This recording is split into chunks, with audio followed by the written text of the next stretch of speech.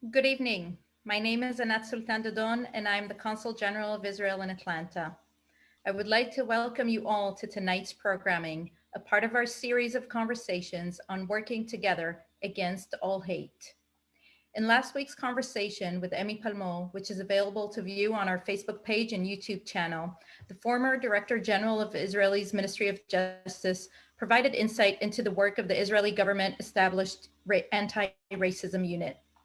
Tonight, we will be discussing community policing in Israel and the United States and its importance and relevance to current issues. Good evening again. I'm Sierra Weiss, Director of Academic Affairs and Jewish Community Relations at the Israeli Consulate in Atlanta. And I'm Wendell Shelby Wallace, the Consulate's Director of External Affairs. Sierra and Wendell will be introducing today's speakers, who are each truly impressive. However, I would like to first personally welcome Dr. Robert Friedman. Robbie is a professor emeritus of criminal justice and founding director of GILI, the Georgia International Law Enforcement Exchange at Georgia State University. He's the author of several books, including Criminal Justice in Israel and Community Policing, Comparative Perspectives and Prospects. His abundance of scholarly achievements and research have earned him honors and awards from many highly respected organizations, including the Georgia Association of Chiefs of Police, the Society of Former Special Agents of the FBI, Georgia State University, the American Israel Chamber of Commerce, Georgia Commission on the Holocaust, Georgia Association of Chiefs of Police, and the National Organization of Black Law Enforcement Executives. He joins us tonight with over 30 years of experience and expertise, and we're honored to have him with us. Welcome, Robbie. Thank you, Anat, very much. Really appreciate being with you. We're also excited to have two police chiefs with ties to Atlanta, and just found out today they also have both have ties to Fort Bragg in North Carolina as well. As we know, Atlanta has been dubbed the city too busy. Hey, joining us tonight is Chief C.J. Davis, who's a native of Fort Bragg, North Carolina, and was a longtime resident of Atlanta prior to moving to Durham, where she's currently serving as the chief of police. Throughout her career, Chief Davis has gained a notoriety for many of her accomplishments, including serving as the first African-American woman to lead the Durham Police Department, serving as the 42nd national president of the National Organization of Black Law Enforcement Executives, NOBLE, and having completing training programs with the National FBI Academy, the Police Executive Research Forum, PERF, and Mercer University, just to name a few. Welcome, Chief C.J. Davis. Also joining us is retired Chief George Turner, who currently serves as the Vice President of Safety and Security for the Atlanta Hawks. Prior to serving in this role, Chief Turner retired from the Atlanta Police Department with over 35 years of service. During his tenure, he was the 23rd Chief of Police for the city of Atlanta, assuming that role in 2010. Of his many professional accomplishments, Chief Turner was appointed as Public Safety Commissioner by Mayor Keisha Lance Bottoms, becoming the first to fill this position. In this capacity, he oversaw the Atlanta Police and Fire Departments and the Office of Emergency Preparedness and Departments of Corrections. Welcome, Chief Turner. Also joining tonight's discussion is another remarkable leader within law enforcement. Special Agent Rafiq Ahmad is currently the Special Agent in charge of the Department of Labor, Office of the Inspector General, Atlanta Regional Office. Mr. Ahmad has over 32 years of government service, having previously worked as a supervisory special agent with the Bureau of Alcohol, Tobacco, Firearms, and Explosives, beginning his career in Bureau headquarters in 1987. A native of Baltimore, Maryland, Mr. Ahmad has been a stalwart in the community, serving as a mentor to young men and women in the greater Atlanta community. Mr. Ahmad frequently provides lectures to youth on the importance of decisions and consequences and the value of making quality decisions. Mr. Ahmad provides lectures in life skills, bridging the gap between law enforcement and the community, peer pressure, and the importance of education. Mr. Ahmad is a member of the 100 Black Men of South Metro, where he serves as an executive board member of the South Metro chapter, is the current president of the Georgia chapter of the National Organization of Black Law Enforcement Executives, and is a member of Atlanta Metropole. Thank you so much for joining. Let's welcome all our amazing panelists. Thank you for being with us tonight. Our conversation will be broken up into 3 sections. The first 2 will consist of a moderated questions from Wendell and I, and the last will focus on questions from our audience with us tonight. And don't worry, you don't have to try to remember your questions until the end. Feel free to use the Q&A feature found at the lower portion of your screen at any time during the conversation, and we'll try to answer as many questions as possible. And those we can't get to, we will respond to after today's conversation. Well, we like to make this conversation as engaging as possible. So feel free to use the reaction buttons that are located on Zoom. It's a new feature which we have activated for tonight's session. So let's take a moment to test those features out now. Try raising your hands, try using the emoji button. Okay, let's see. Okay, I see folks raising their hands. Okay, cool. All right, perfect. So I see your chief is raising his hand as well. Perfect. Okay. So Sierra, would you like to kick us off? Glad to. Thank you, Wendell. So I'm going to start with a question for you, Dr. Friedman. In our first segment, we will unpack terminology and explore the history of community policing.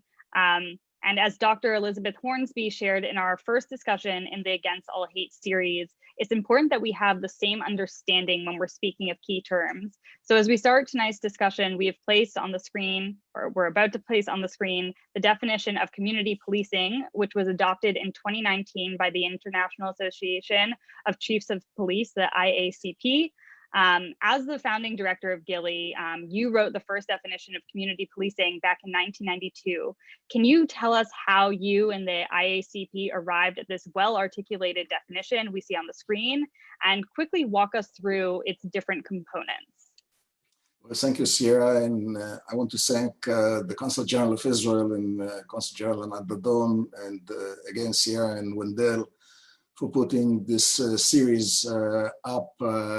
I've watched them so far and I've learned a lot, and I'm very proud to participate in it. Let me get to the point, and the 2 issues that I want to mention. If you look at the 1960s and 70s, that was the peak of the crime rate that started sort of in the middle 60s, and only in the late 80s and early 90s started to sort of dwindle down. And at that time, a lot of police chiefs were looking at ways to help resolve the crime issue, which basically ended up as a revolving door. You got somebody caught committing a criminal act, going through the justice system, ending up in prison, released, committing crime again, back to prison. That's a revolving door. And if you look at the history of the American policing movement, until the mid-70s, it was basically reactionary in approach. I should probably be more accurate to say reactive in approach. That means crime happened, it took place, somebody then called for police, or if police were out on the street, they tried to catch the perpetrator, collect the evidence, and process people through the justice system.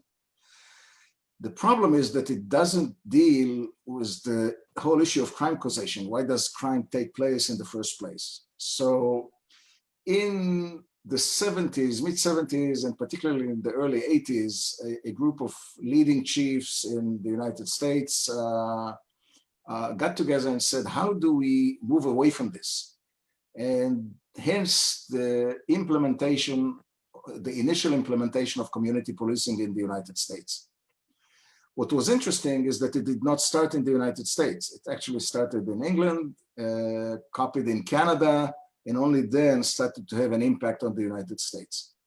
So I was very interested in it because from my undergraduate years all the way through my PhD and after that, I'm interested in policing, and I'm interested in what causes police work. Why do police get engaged in the community to catch perpetrators?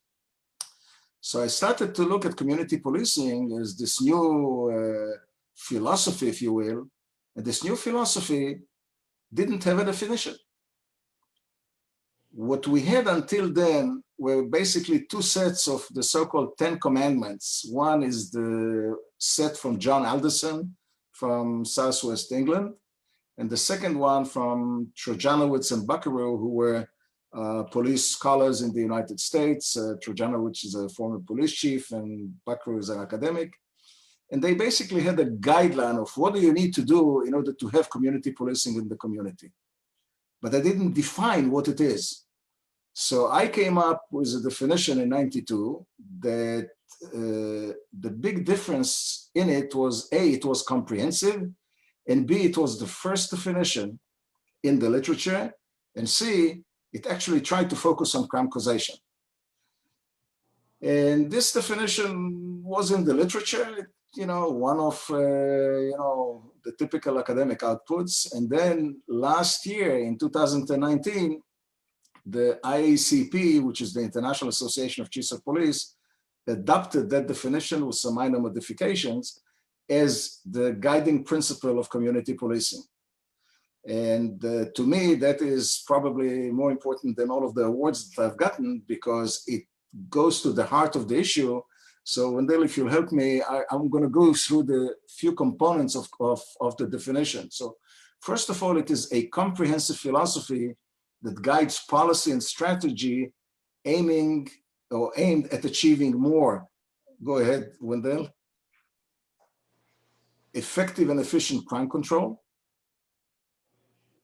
and reduce fear of crime. This is very important because everybody is interested in reducing crime and doing it effectively and efficiently, but not enough people are talking about reducing fear of crime.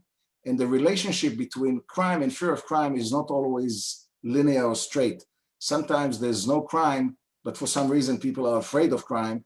And that oftentimes affects the quality of life of people. It affects where they buy, where they shop, or where they do business or establish businesses. Next. The definition is looking at improving quality of life. That was never an issue before the definition came up.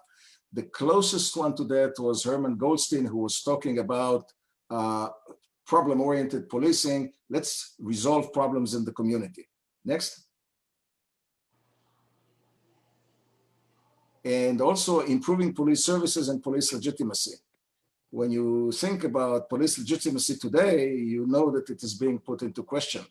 But to say that in 1992, it was not really an issue, but it's still very important to have better police services and to have police legitimacy. Next. Now, all of this needs to be done through a proactive reliance on community resources. In other words, it's not enough for the police to just detain criminals. It's very important for the police to rely on elements in the community to help it basically produce less crime. And next, please. And doing this by seeking to change crime-causing conditions. And this is the key departure of this definition from anything else that was out in the literature. And keep in mind, this is something that we really should pay attention to. Police do not commit crime. Let's not be facetious for a second. Of course, there are police officers who commit crime, like university professors and doctors in hospitals and bankers. Everyone commits crime here and there. But generally, police are the custodians of the crime statistics, not of the criminal incidents themselves. They don't produce them. And that's a major departure from traditional ways of looking at crime production. Next, please. So all of this assumes, and this is probably one of the key issues of the definition, a greater need for accountability of police, elected leaders, and the community in general.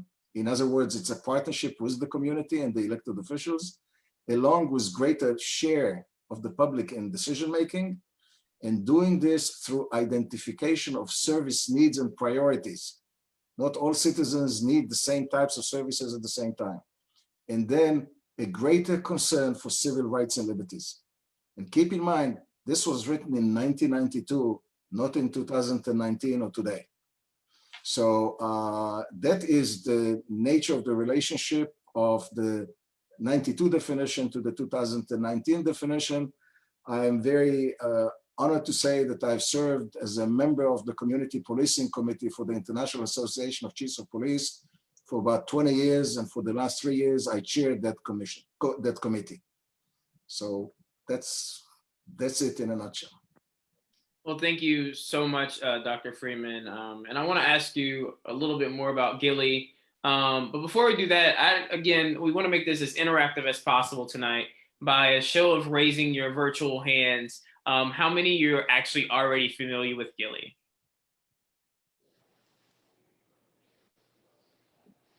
Okay, well, we're going to unpack it. So on the screen, you'll find on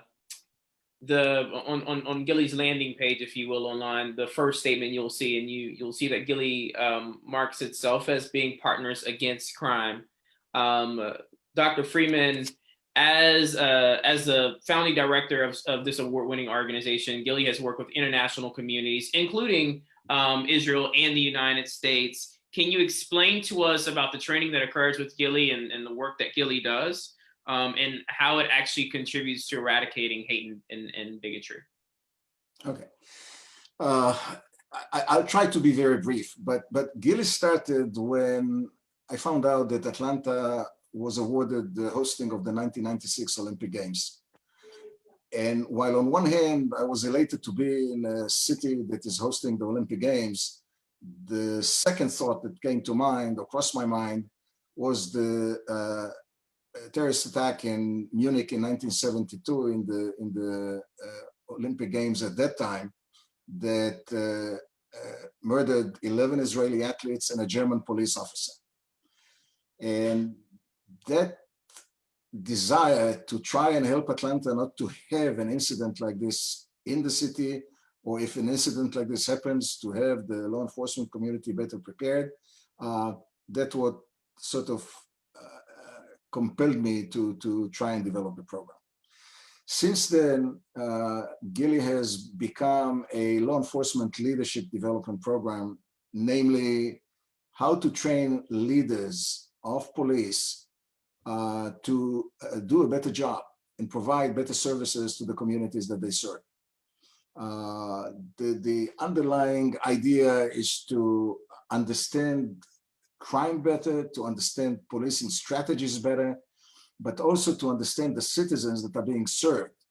And if you just look at police in a very narrow perspective, it limits the scope of what police can and should be doing, but also what citizens need to expect from police to be doing.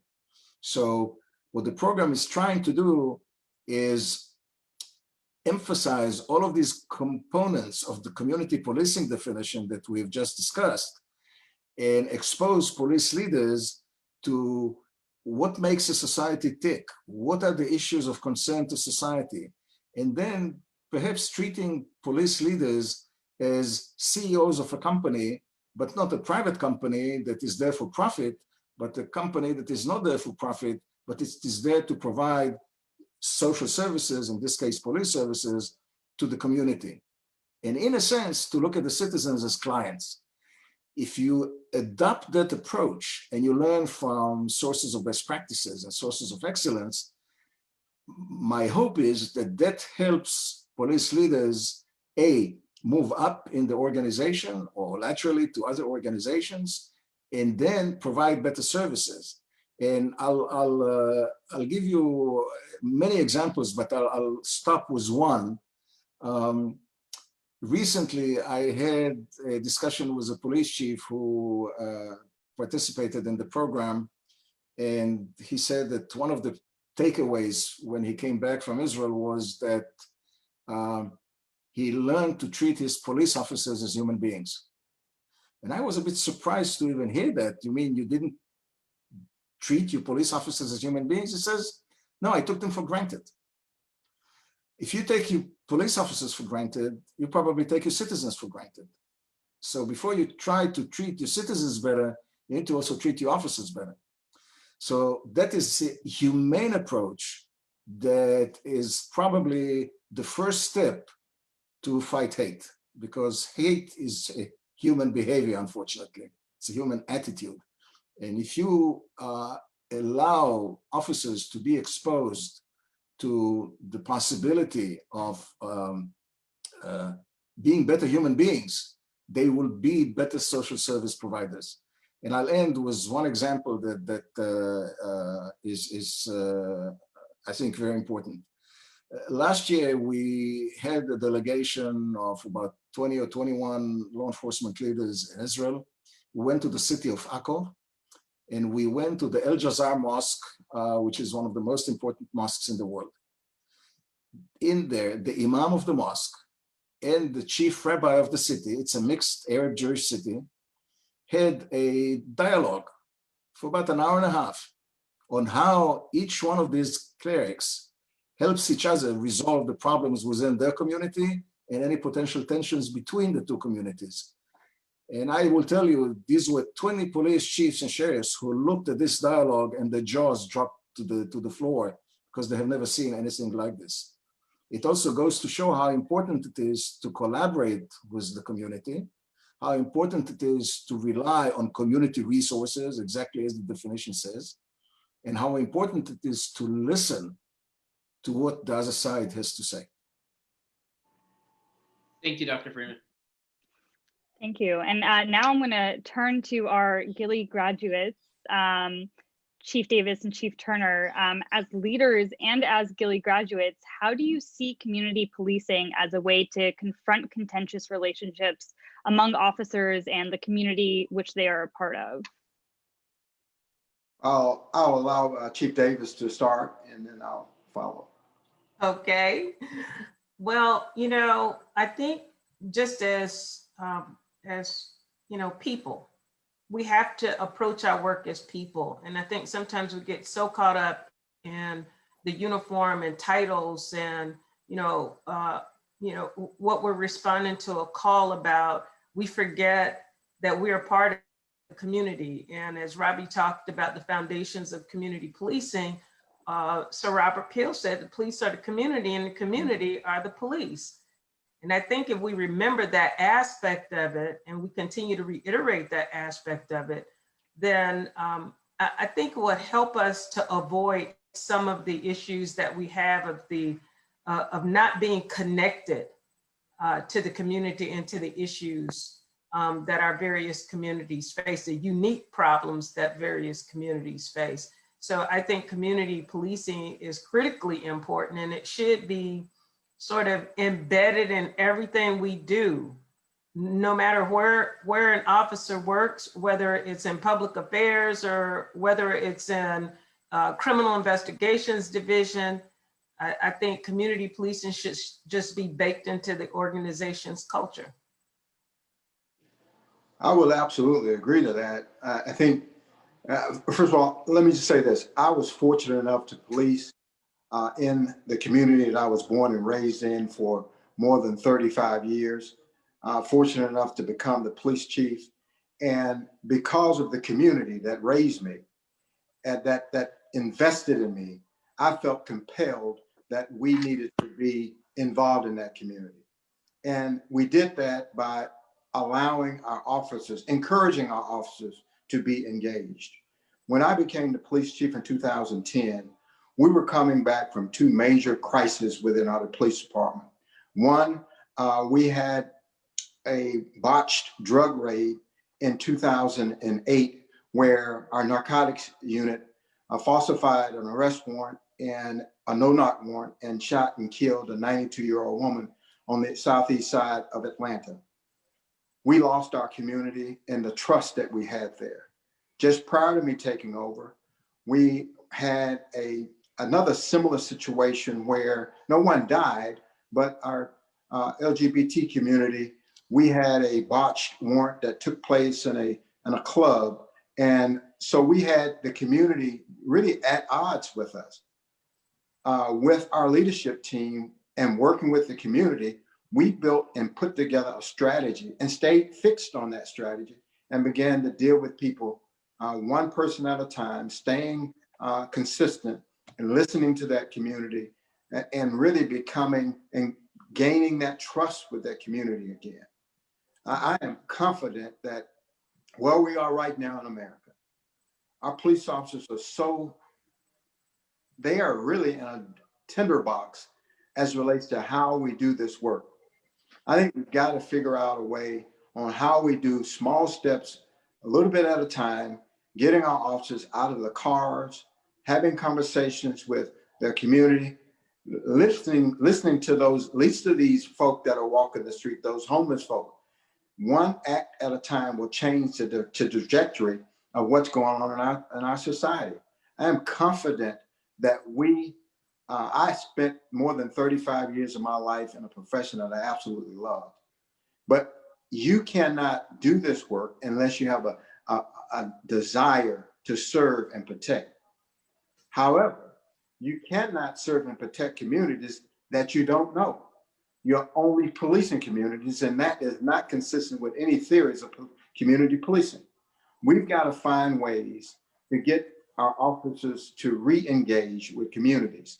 And if we don't, we will continue to have this tinderbox that's going on around the country. But it's not one-sided.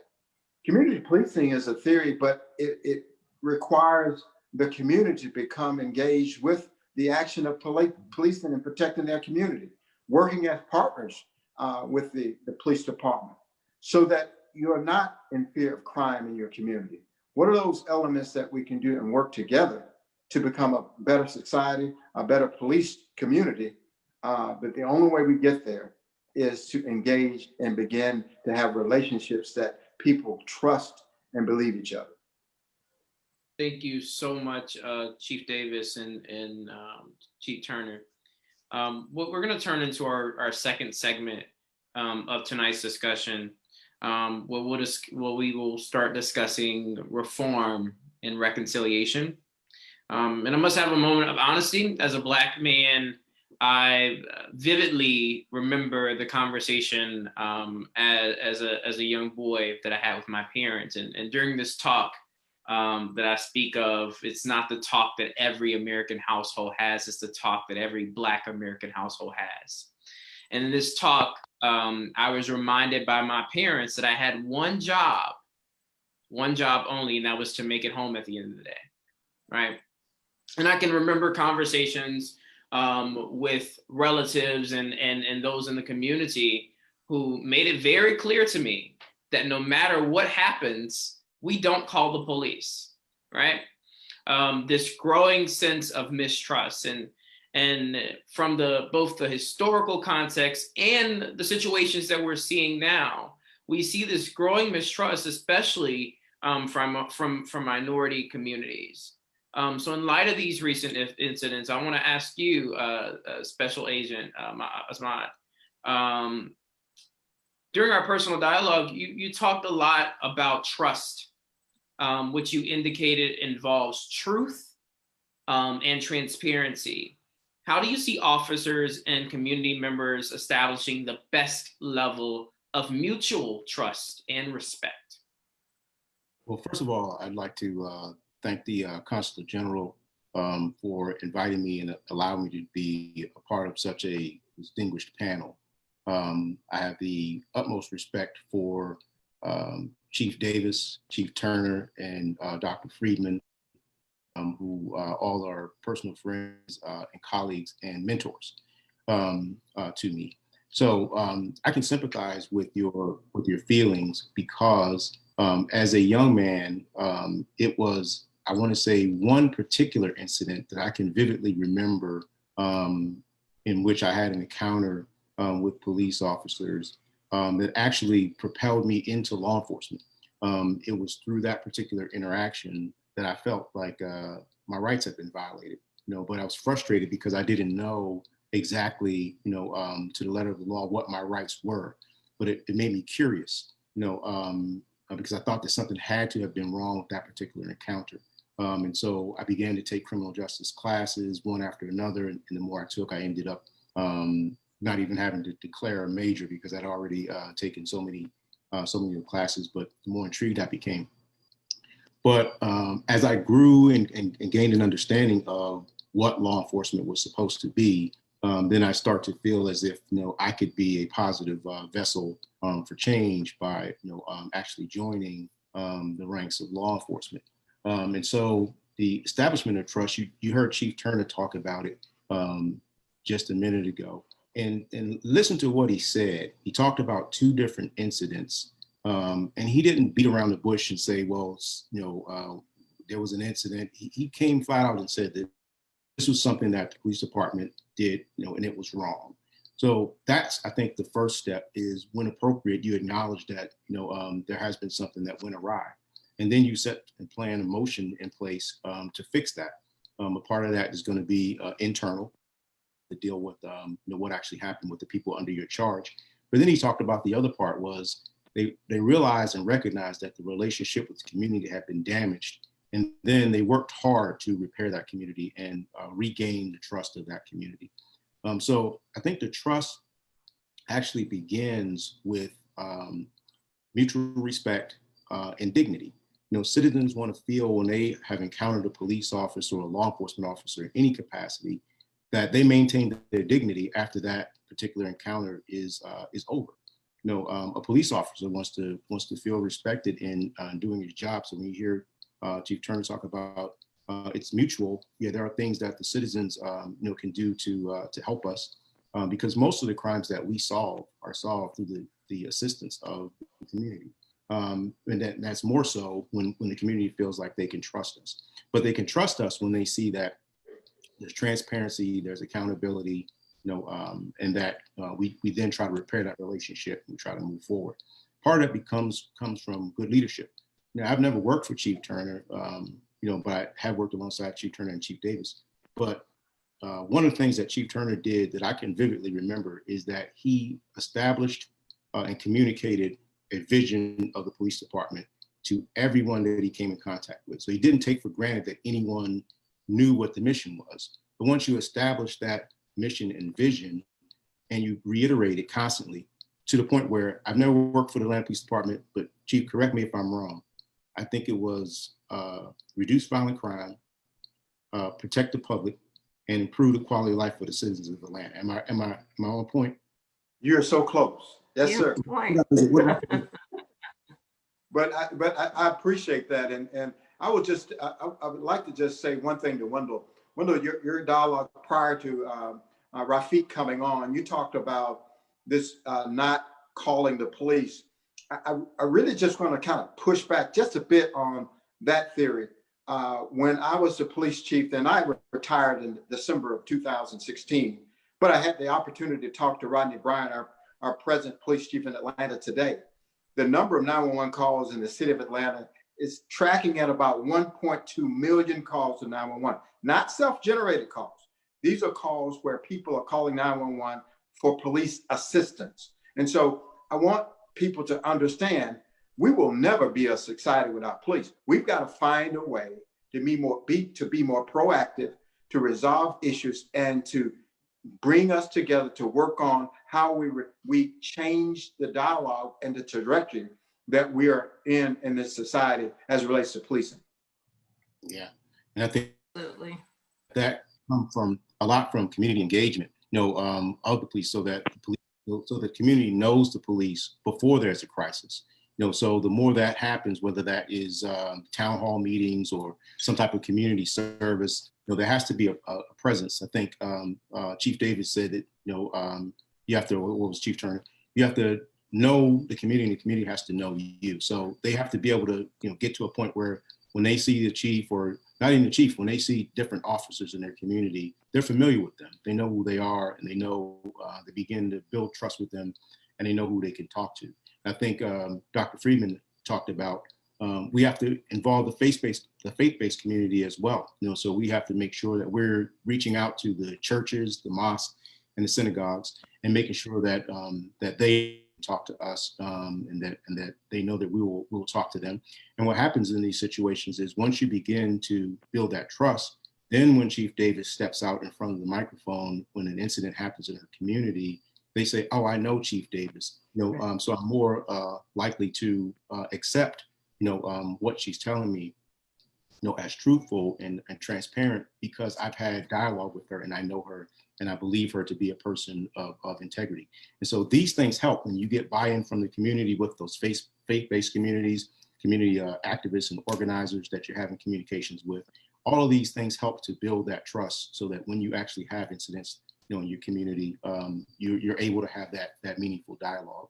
And hopefully through the things that some of the things that we do with Noble, as far as like the law in your community, these are opportunities where we're educating the public, on their rights, on the policies and procedures of law enforcement. And we're talking mainly to young people, because we don't want them to have the thought process that Wendell has. We want to change that by letting them see us, as regular people, as human beings, but regular people who are just happen to be doing a job. So that's how I think, one of the ways that we can, or some of the ways I think we can turn the ship around. Thank you. I can definitely appreciate that. And I can tell you that it's through positive experiences that those biases, and that's one of the things that we've been unpacking with this series that we're having against all hate, that these biases were unlearned, right? Because biases are things that are taught, and just like they're taught, they can be untaught, and we can be, through our experiences, true, not superficial, but true substantive experiences, we can unlearn these thoughts and these biases. So thank you. So I want to turn again to Chief Davis and Chief Turner. Both of you have contributed significantly to the plan for 21st century policing. Can you tell us how you arrived at the recommendations for this bipartisan national policy, which spans across 2 administrations? Well, I can. Go ahead, CJ. I'm sorry. Chief. Oh, well, and I know Chief Turner was very involved. I sat on several focus groups. I was not part of the core group, but I think Chief Turner was. But I will say that it was the contributions and the think tank of many professionals, not just law enforcement professionals, but community members and clergy and various individuals that talked about what 21st century policing should look like. And that's where those pillars came from. And Chief Turner, I guess you can probably talk a little bit more about that too. Yeah, I think that President Obama really challenged Chuck Ramsey, who was the chair, along with Carol, I forget who was the co-chair, to produce this document and really get into the community and talk to all fringes of our society to come up with this plan, this 21st century plan. And in that, there were a very short period where there was a significant number of listening groups around the country where we began to hear from our faith community, our social workers that was dealing with all the challenges in our community, which ultimately came up with the 7 pillars that I really think that they really should drive where we are in 21st century policing. And one of the things that I will say that the City of Atlanta Police Department really contributed more towards was reducing crime through community policing. See, I am convinced that community policing is good policing. It allows people to feel safer in their homes. It allows our officers to solve crimes that have been generated in communities.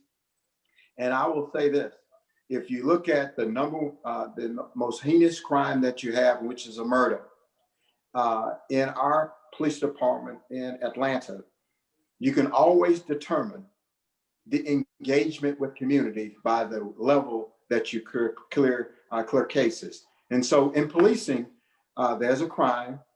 Our detectives go out and solve that crime and bring someone to justice for the act of that particular crime. Police departments are gauged by the way that they clear those numbers, what their clear-up numbers are. The Atlanta Police Department murder rate and our clear-up numbers always was above 85% when I was the police chief. And I contribute that to this.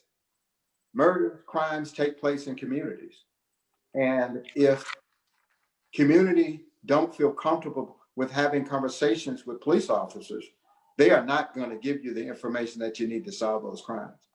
And so ultimately, I think that if you look at clear numbers, and unfortunately, I love my partners in Chicago, both the present police chief and the one that just recently retired. The clear numbers in murders in Chicago is below 25%. And I think if you look at communities like Chicago and other areas, if the clear numbers are so low, you can be assured that community policing is not being practiced. People are not going to talk to people that they don't know. And that's a prime example. And so community policing, reducing crime is one that I think the city of Atlanta really hung their hats on. And we really was one of the forerunners in that particular area. So much so, under the Obama's administration, there were 10 cities that was chosen to really live out, if you will, the 21st century policing. And the city of Atlanta was chosen as the only major city police department because we were so close in all 7 of those pillars. Down to training, understanding that we had to stress our employees, stress our officers in training before they went to the streets. So real life training examples in our training exercises really, I believe, allowed us to have such a low rate of officer-involved shootings because of the stress level that we push people to in real life simulated training at the academy. And so there are so many components in 21st century policing that really drive us. And getting to what Chief Davis talked about, we have to acknowledge the negatives that we faced, and we've been on the wrong side of so many different issues as law enforcement, and we have to acknowledge that and then move forward with our community leaders. I know I rambled, but the fact is 21st century policing is so relevant for the time that we find ourselves in. And the more we practice those pillars, the better off we are as law enforcement leaders. Thank you so much, Chiefs. I want to continue our dialogue a little bit more about reform. But as I was thinking through, ideas of what reform looks like and hearing these newer ideas of what police reform looks like, I ran across this video from Charlotte, which is also within the region that our consulate covers.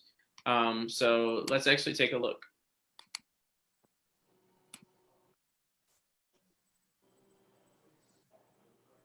That's not it. Give me 1 second. Sorry.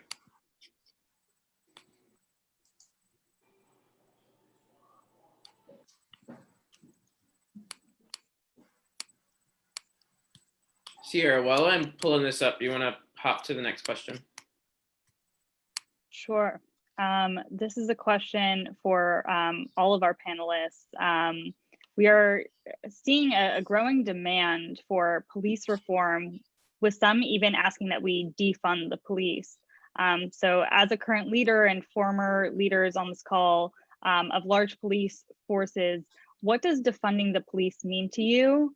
And would you say this is a proper path toward reform, or are there other avenues that you might suggest? Well, I think defunding, just the terminology has had so many varying, definitions depending on, who's carrying the conversation. Some people literally mean defund and abolish the police. Some mean reallocate funds. Some mean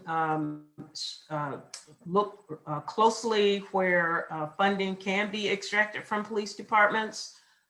So, when I think in terms of reallocating funds or looking at budgets in police departments, I don't think there's a chief in the country that wouldn't agree that the police department has taken on more services than we care to.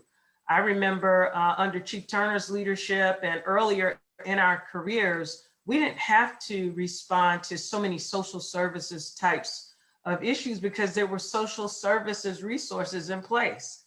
There were mental health resources in place. There were mental health institutions in place. There were all kinds of homeless, places that, you know, cared for individuals on the street or drug dependent community members.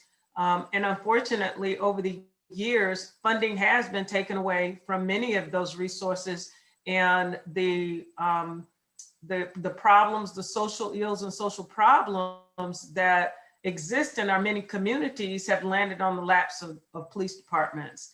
So much to the point that even in the state of North Carolina, police officers by law have to be the ones to transport involuntary commitments, individuals who need mental assistance. By law, police departments have to take on that responsibility. And we spend a lot of time and money weekly on various calls that have very little to do with, you know, the real public safety issues that, you know, traditionally I think community members expect us to respond to. So I think the term has varying definitions, and to some people who have always wished to abolish police, this is their opportunity to push that agenda and that ideology as well. Well, I think you couldn't have framed that any better, CJ. I think that the fact is there are so many varying definitions, as you said. But I think if you look at where we are today, I talked about 1.2 million 911 calls for service in the city of Atlanta. I don't know what your calls for service are in Durham, but the fact is someone has to respond to those. If we talk about the true meaning of defund, if we defund and abolish police departments, who then police communities? Federal government, law enforcement, or the Army, or the U.S. Army. The fact is, without the police departments in our country, our society really simply falls apart. Yeah. And so what we have to think about is how do we get to a place where we're providing services to make people whole? You're absolutely right. The mental challenges that we find throughout our country, we cannot afford to turn our blind eye on those folk. They create so many challenges for communities all over America. It doesn't matter what city you go into, the homeless issues are a challenge, and no civilian are going to handle those situations without having law enforcement on their side. I'll tell you, some of the most challenging calls for service that I've responded to have been those mentally ill and homeless situations where people are just not stable.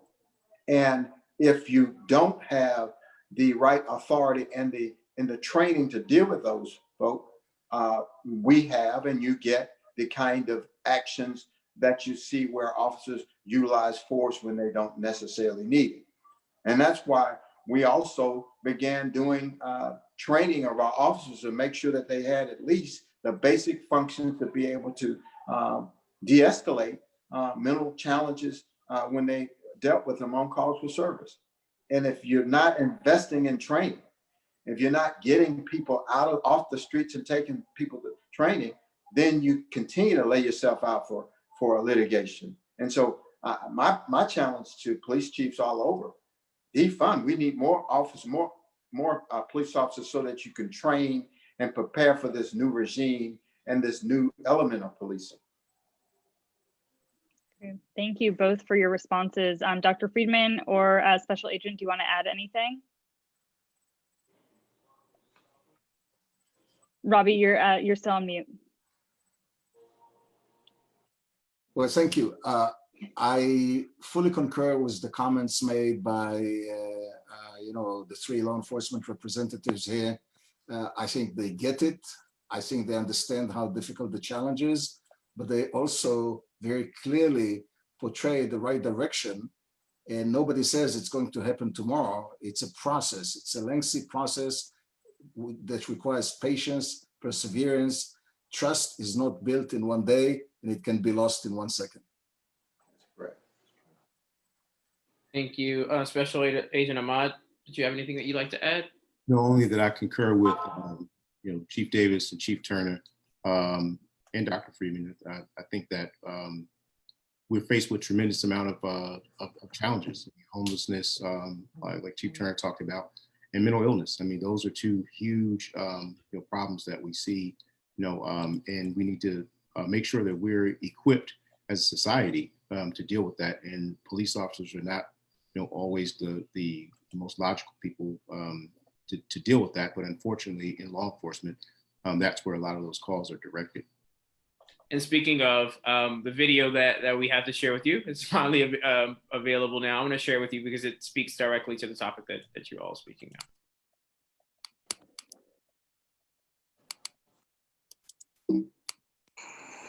This is the first time Officer Tim Purdy and 18-year-old Jeremiah Glover have seen one another since that dangerous day. Long time no see. You been doing all right? Yeah. Yeah. And this is the first time Jeremiah's mom has seen the now famous photo. Wow. And this is what happened. This is 911. May 12th, North Carolina, Charlotte. Jeremiah's mother calls 911 to report her autistic son missing. He's got a history of violence, maybe suicidal. We were doing good, and I don't know what happened today. Purdy, a 22-year police veteran's just starting his day. On the radio, he already hears two fellow officers have found Jeremiah, but he reads something else in their voices. You know what? Let me just kind of head that way and see if I might be able to help out a little bit. Driving up, he sees the officers physically struggling to restrain the teen. I pulled right here. And senses it's about to go very bad. His next move is remarkable. So as I approached them, I just kind of got down on my knees, and tried to get to his level. What did you talk about after that? Football, the Panthers. The explosive situation turned into a conversation. A fellow officer was so moved by the scene, he took a photo. It went viral. So tell me this, was the getting down on his level training or something you have just learned? Just something that I've learned over the years. Jeremiah's distraught mom remembers racing up, fearing the worst. The officer definitely was on his level, sitting with him, communicating, and my son was safe. Purdy is overwhelmed by all of the attention, saying he knows other cops do similar things daily without any recognition. There you go. Leave on a good one, brother. What could have gone wrong has turned out more than all right, thanks to a police officer who showed up armed with compassion. Martin Savage, CNN, Charlotte.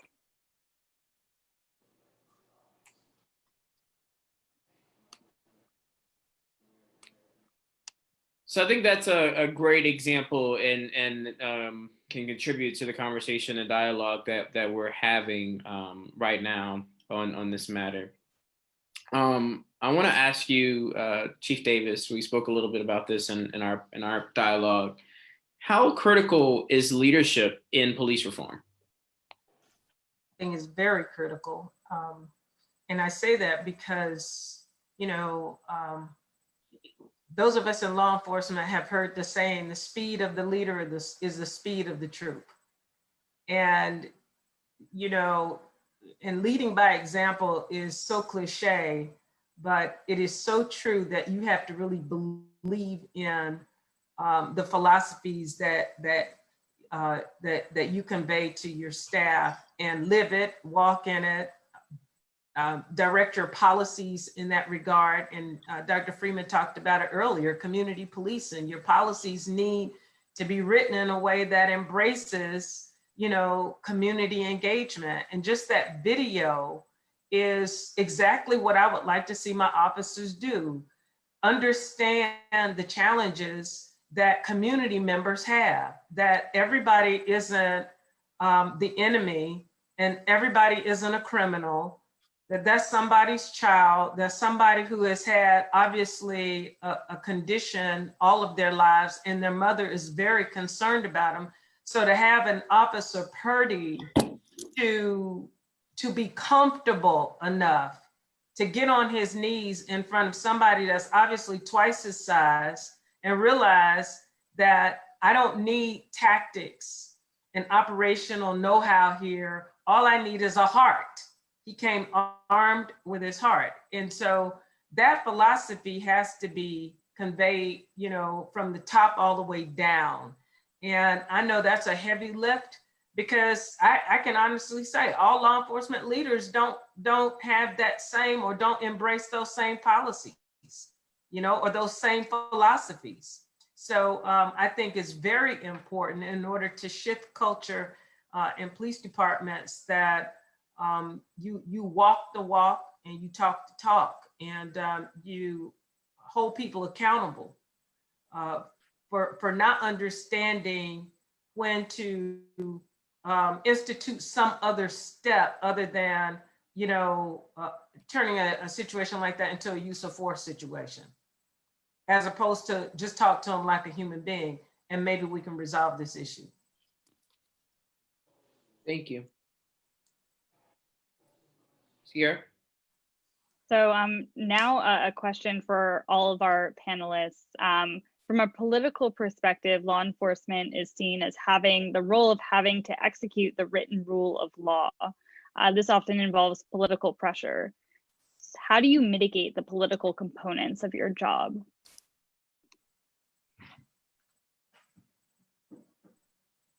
I'll let Chief Turner, he's retired, and he can freely speak about politics.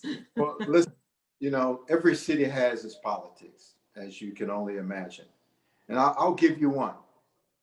During my tenure in Atlanta, we continued to have homeless situations. And we have a law in the city of Atlanta that if you feed more than 50 people at a time on the in the outside, or in the outside space, you have to have a permit, and you have to have the Fulton County health inspector to give you a permit. Well, the politics around that is that we were supposed to allow these people to be fed, and then have our partners come and clean up those situations because the homeless situation was so bad. And how can you not feed the least of these guys' children? And so the politics were that we were to turn a blind eye on that, but I think it was for the good. And ultimately, our city was clean on Monday, working with our partners. But the fact is, we turned a blind eye on that. There are so many things that laws are designed for us to adhere to. However, the politics in our cities are making decisions for the best as they see it, as it relates to the community that we're supposed to be protecting and serving. That's a small example. I have never, in the time that I policed in Atlanta as a police chief or deputy chief, was ever told not to enforce a law that would allow a criminal to go unchecked. But it was always those kind of situations where did it really make sense for us to write a ticket for a person that's making a left turn into a location that's not as well populated, and how can we turn that into a positive situation? How can we really begin to use that as an ambassador opportunity for us, for our city, specifically in downtown Atlanta? And so there are all kinds of laws in our cities that are still on the books. For instance, in Atlanta, it always come to mind, you know, you don't have the right, and it's against the law, the city ordinance, to spit on the sidewalk. There are a lot of things that you can utilize, but how many police officers have enforced those kind of actions? They're on the books, but politics will not allow you to do certain things. Again, going back to Sir Edward Peel, we get the police departments that society choose. And if we choose to make sure that our environment is subject to our communities, I think we all are in a better place. Politics beside. Thank you so much, Chief Davis and Chief Turner. Just last week, we had a really good conversation with Emmy Pamour, who's a former director of the Ministry of Justice in Israel. And Israel has actually established an anti-racist unit. And in particular, Director Moore spoke with us about the work they've done with Israelis of Ethiopian origin. She also spoke with us about the work that they've done with Arab communities inside of Israel as well. And truthfully, you know, she was very frank and very honest in our discussion about the work that the government is doing. She mentioned the need for the government to take ownership and be accountable. This was a approach and is the approach that Israel takes after receiving her report and prior to developing this plan that they put into place. Continue the question that we posed earlier to you, Special Agent Ahmad. How does accountability factor into building trust among the community? I think that Chief Turner and Chief Davis spoke a little bit about it, earlier. The accountability helps with your credibility. When Chief Turner talked about those two incidents earlier, the death of Catherine Davis and the situation at the LGBTQ club, there was accountability of the officers, that participated in both of those incidents. Now, the public may not necessarily hear exactly, what those actions are, but there was accountability, for what happened in those situations. So the accountability starts with what he said first, the acknowledgement that something went horribly wrong in one case because a person lost their life. So we as law enforcement, have to hold ourselves to a very high standard when it comes to accountability. And what does that mean? Does that mean that every officer that commits an infraction is automatically and summarily, terminated? No. That means that we look at this in the context of due process. So even in a situation where it involves a law enforcement officer, by Constitution, that same person is afforded due process. So sometimes the community may get a little bit upset about, well, why can't we see a dash cam video? Why can't we see a body cam video? Well, if we're asking for an investigation of that particular officer or that incident, part of the due process is that those things may or may not be released because you don't want to unfairly or unduly bias the public who would be potentially hearing this as a case if it did move forward. And so that officer is afforded due process. So we have to make sure that when we do things that aren't necessarily to the letter of our policy or to law, that those people are held accountable. We have to make sure that in dealing with the community, we're holding people in the community accountable as well. So I think that we throw these terms out like accountability, and it is very meaningful, but it has to be in its proper context. So that means we don't say, well, I hear the term that there's a blue wall and things like that, but it's up to the leaders to make sure that we're holding our people accountable, but we're affording them their constitutional due process. And absolutely. And chiefs, for you, what does accountability look like within the force? For me, it's standing behind the principles that you put forth in the department without deviating and being transparent about it too. I've been at Durham now for 4.5 years, and I can honestly say that there has not been one time where I was faced with a decision where an officer clearly violated a policy where that officer wasn't dealt with appropriately. And when I say appropriately, everything from a letter of reprimand to termination.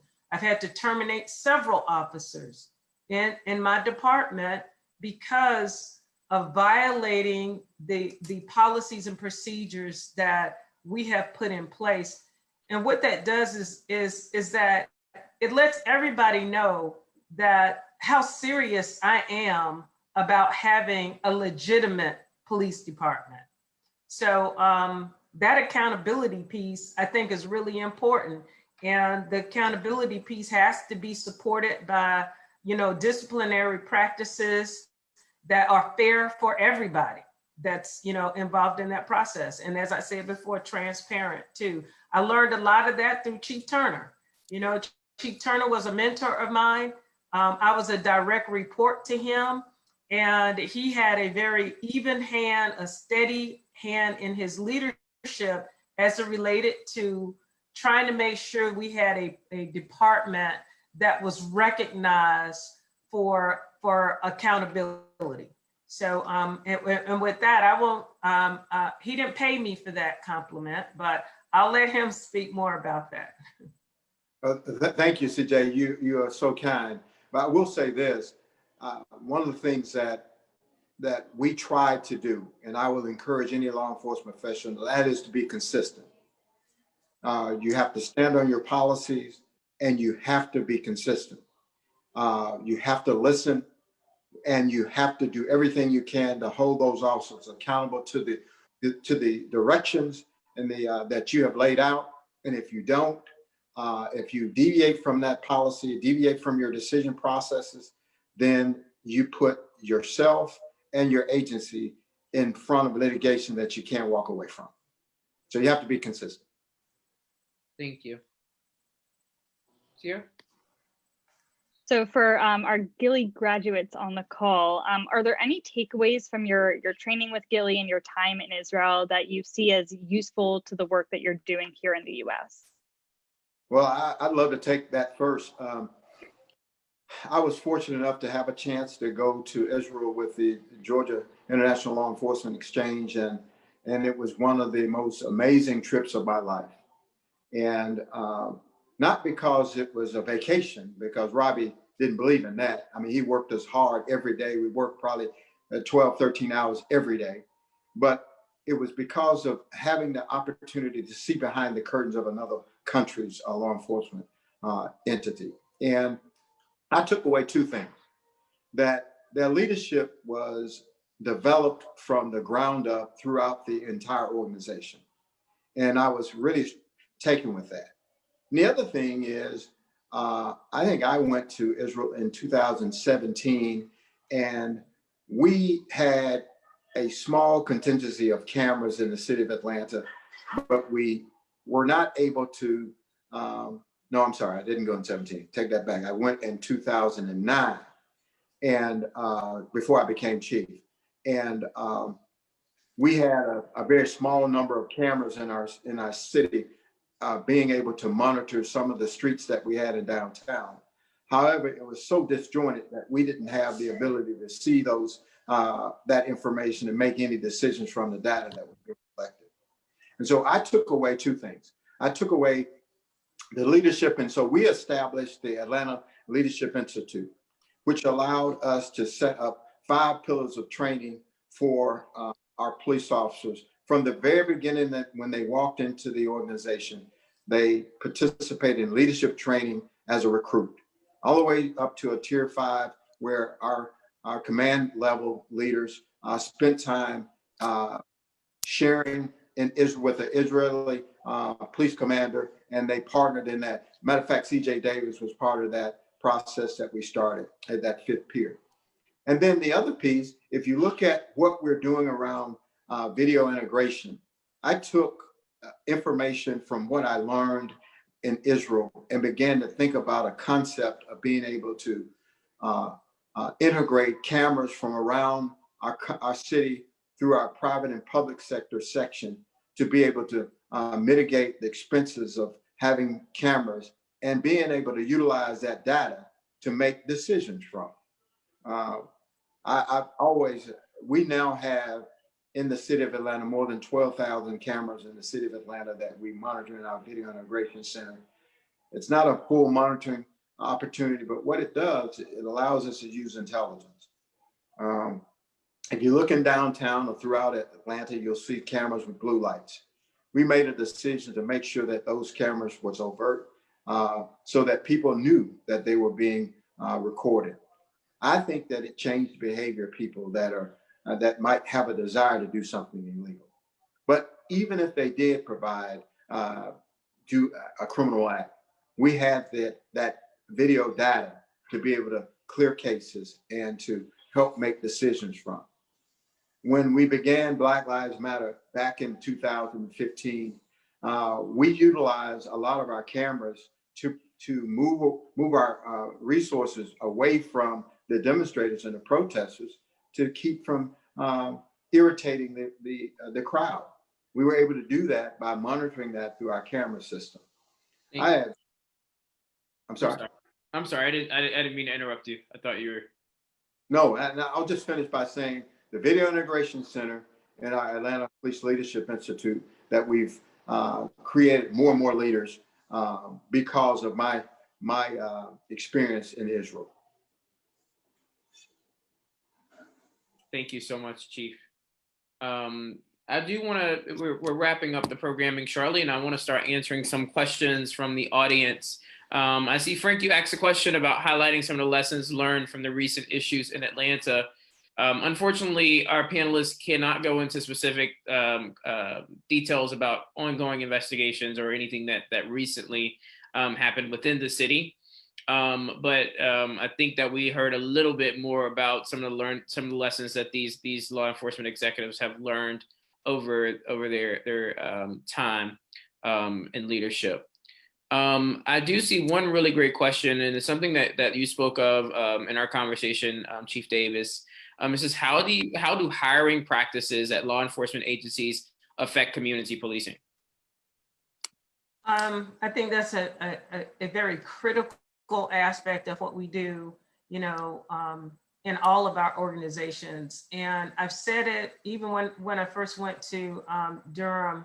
One of the things I noticed was that my recruitment unit was all white. And, I work in a city that's a very diverse city. And to me, it's always important that the police department reflects the community that we serve, and including our immigrant community as well. And so I purposely challenged my staff to, number one, diversify my recruitment unit, and to strategize in ensuring that we had minorities applying, to become police officers. And it wasn't so much that we couldn't hire minorities. Well, I'm sorry, can you hear me? Yeah. Can you hear me now? Yeah. Go ahead. Oh, okay. And I was just going to say that it was important for us to be intentional and where we recruited. Historically Black colleges, cities that have bilingual applicants that were interested in criminal justice fields, making sure that we attracted women in our department as well.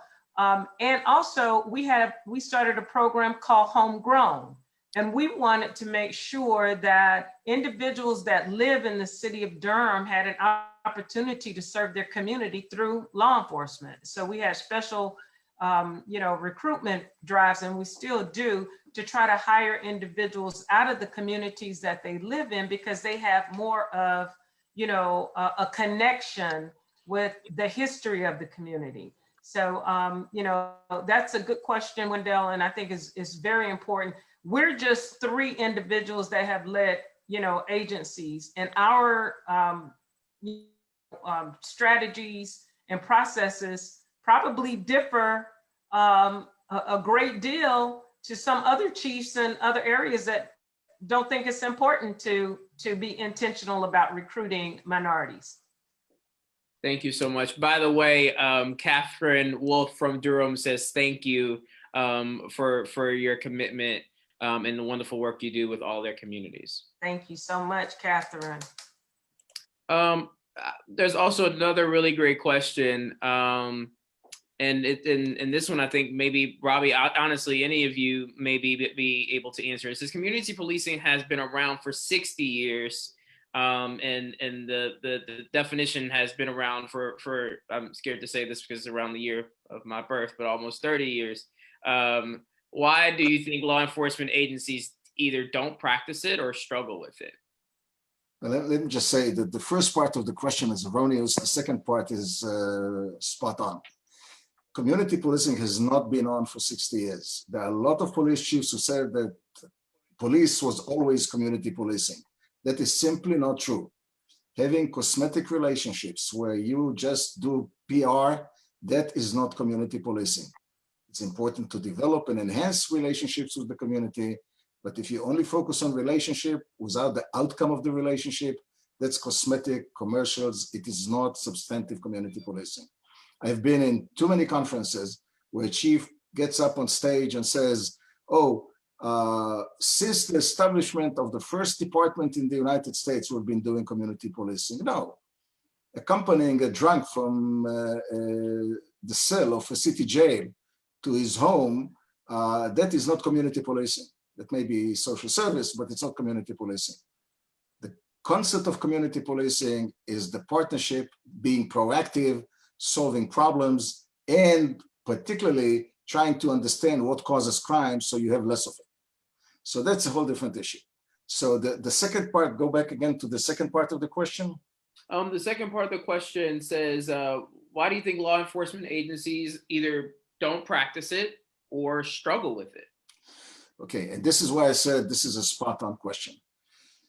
First of all, you have to have a buy-in from the force. And sometimes it begins with the chief and ends up with the patrol officer. Sometimes it is maybe beginning in the command staff, trying to convince the chief. Rarely it comes out from the grassroots of the police department. But even when you have a buy-in of the police department, you still have to have a buy-in of the community. You have to have a buy-in of the mayor and the city council. You have to have the buy-in of your partners in the community.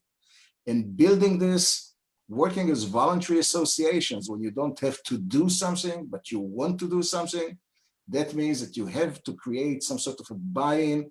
That's a lengthy process. Anybody who works with voluntary associations knows it's not a 1 day, 1 week, or even a 1 year process. So I think that the reason it is not that successful is because the level of commitment and the steadfastness of keeping it up for a long time, just missing. And it's much easier to talk about it than actually practice it. And you have, I'll touch a little bit upon the political question that was there earlier. Mayors are political figures. Mayors want results so that they can get reelected. Chiefs are appointed by mayors or by city managers or by city councils. These are different terms of service, and mayors want political results so they can show for the next cycle of the elections that they have some outcome and some results. And one of the things that I think could help the police for the long term is to bring in additional partners to this equation, namely housing, social services, education, health. These are very important components that are somehow neglected in this important partnership. And we always sort of expect police to do all of it alone. Police cannot do community policing alone. I think Special Agent in Charge, Rafiq Ahmad, said very clearly that you have to build trust, and building trust takes a long time. But it just takes the first step. Once that is done and there are successes, then that's the way to move forward. Thank you, Dr. Friedman. I will ask our next question from Tom. He started off by mentioning how their decades of community trust building that we've discussed as important tonight can be undone in seconds each time an unarmed Black man is shot in the back. So his question is, two questions really. Why is there no focus on more training to provide police officers with the skills they need to de-escalate difficult situations? And also, why is it so accepted that police should be immune from liability and accountability if they have just an instantaneous feeling of fear? So I'll take a stab at that, and I think we talked about it a little bit before. There are over 18,000 police agencies around the country.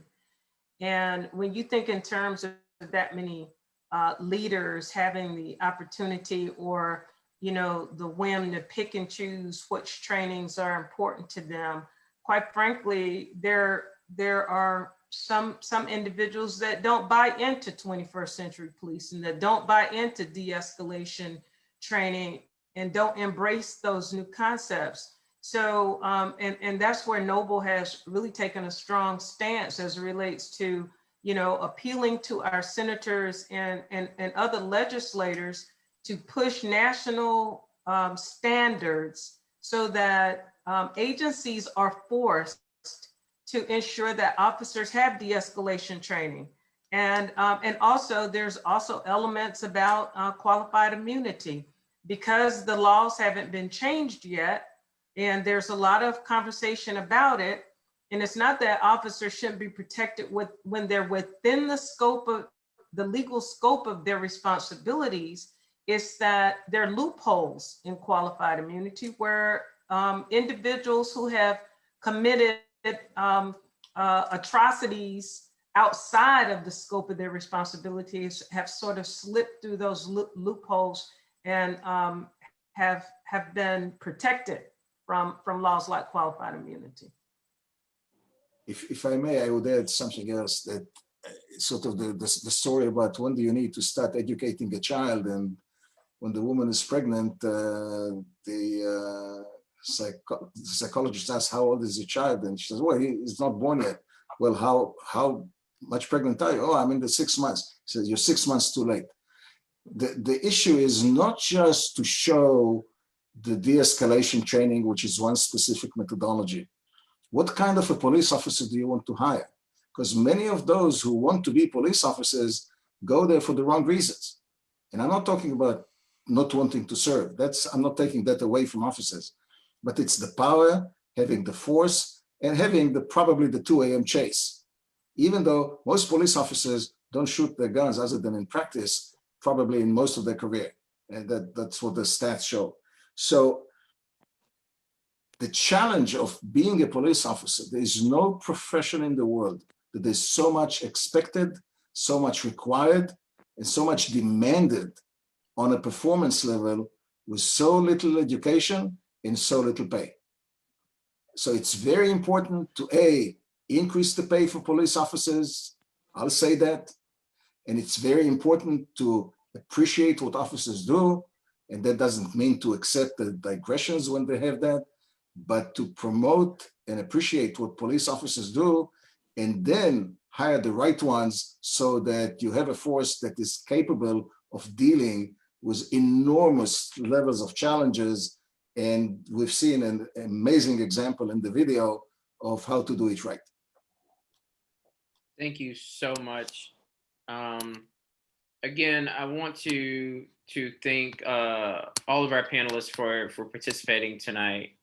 We're coming to the moment of our programming where we wrap things up. I know that all of you are absolutely passionate. I want to bring Consul General Anat Zatandadon back on to give closing remarks, and then I'll close us out with a brief charge.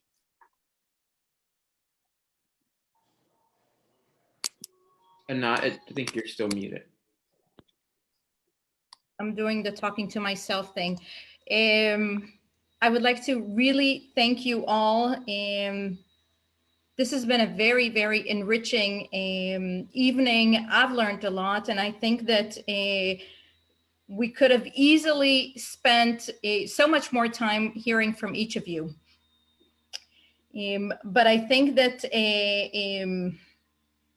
when we think of our programming against all hate, so much of what has been discussed here makes exactly the components of that, whether it's leadership, responsibility, accountability, serving the community, being inclusive, and what we can also learn from each other.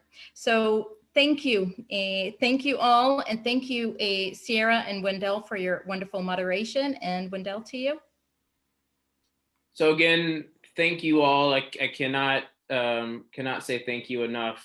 I do want to take a point of privilege and acknowledge some special folks in my life who have, as I indicated earlier, changed my bias towards police officers and towards law enforcement as a whole.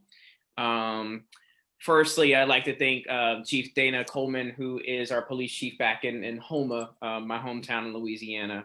I'd also like to thank Chief Joycelyn Johnson Parker at Southern University, and also who's a lovely lady who's joined us tonight, is participating and standing by and watching. Chief Valerie Dalton at Morehouse College, who had the esteemed privilege of working with Chief Chats after Chief Chats with her. So thank you all. On tonight, I charge all the officers in the community to see the humanity in one another, to connect beyond superficial bonds to those which are substantive. We must act now to stand against all hate. We must also be truthful and transparent in our approach. This is how we establish trust. Now is a crucial moment in our history. It is a moment of our history where we, the people, which includes police officers and members of the community, have the unique opportunity to create a society in which love is at the core and hate is not allowed inside of any door. Take a look at the words opportunity, and as we've highlighted in the word community, you'll notice that both require unity. That means that you and I, regardless of our self-identity, our vocation, have to do our part, and we have to do it together. Be bold, be courageous. These conversations against all hate, conversations about reform and reconciliation, among many others, may not be comfortable, but I charge you all to keep at your core your willingness to stand up against all hate. As our next portion of our series, Against All Hate, we will be discussing a very interesting topic that my coworker, Sean Watwood, has put together as our Director of Cultural Affairs. And this topic will be about music and how music has been used historically and even today to bring us into ties with one another. So our next topic will be on Sounds of Harmony. We have some amazing panelists, and we'll be sharing that information with all of you who have joined via email, and you'll see it on our Facebook page and on our Twitter account as well. So definitely sign up, and if you have questions, always feel free to submit them before. We didn't get a chance to answer all the questions from tonight, but we will be sure to follow up with all of you after tonight's discussion. So again, tune back in with us for if you want to tune into our Against All Hate web series. We'll be discussing Sounds of Harmony on October 22nd at 7 p.m. Before that, at the beginning of our conversation tonight, you all saw this wonderful clip for Shared Legacies, which is with one of our partners, Spill the Honey Foundation. We'll be conducting another student discussion and panel discussion, and then that one will be focusing on sports justice, and it'll be occurring on October 15th. So be on the lookout for these amazing events. Again, Dr. Freeman, I call you Brother Robbie now because I feel like your family. Chief Davis, Special Agent Ahmad, my wonderful coworker Sierra, Chief Turner, and Consul General Satan Dodon. Thank you for a meaningful and productive conversation tonight, and I look forward to many more. Thank you all. It was an honor to be with all of you, and just an amazing, sincere, and just a good, cordial conversation. Not just it's not a lecture. And I go back with many of you many, many years, and it was just amazing to be together. Thank you all. You're welcome. Thank you. Thank you. Have a great night. Thank you. All the best. Bye-bye. Awesome. Okay.